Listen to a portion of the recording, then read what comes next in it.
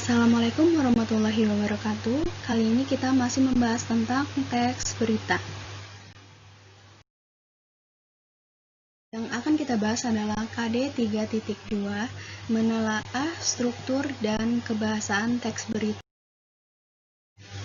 Yang pertama, struktur teks berita. Terdiri dari judul berita, teras berita, tubuh berita, dan ekor berita.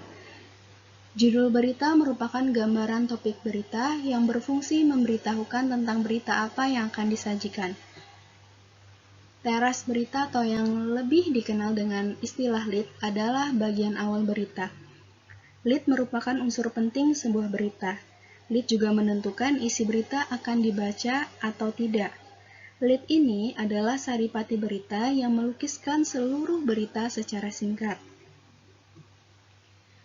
Kemudian tubuh berita berisi peristiwa atau kejadian yang dilaporkan. Bahasa dalam berita singkat, padat, dan jelas. Dengan demikian, tubuh berita merupakan penjelasan lead berita secara lengkap. Kemudian ekor berita adalah bagian berita yang berisi informasi yang kurang penting. Bagian ini berada setelah kepala dan tubuh berita.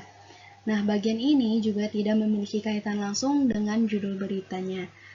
Ekor berita terkadang bisa ditulis dan terkadang juga tidak, tergantung dari penulis berita tersebut.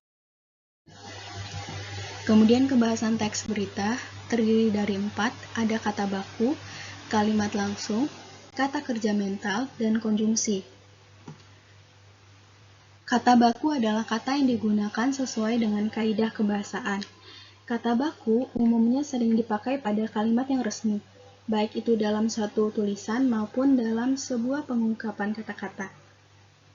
Ciri-ciri kata baku yaitu kata baku tidak dipengaruhi bahasa daerah dan bahasa asing dan juga tidak terkontaminasi atau tidak rancu. Kemudian kalimat langsung. Kalimat langsung adalah kalimat yang diucapkan langsung atau dikutip langsung dari percakapan. Nah, ciri khasnya adalah diawali dan diakhiri oleh tanda petik. Kemudian, kata kerja mental adalah kata kerja yang menunjukkan respon atau sikap terhadap suatu tindakan. Contoh kata kerja mental adalah mengatakan, menjelaskan, menyebutkan, memikirkan, dan lain sebagainya. Kemudian ada konjungsi. Konjungsi yaitu kata hubung.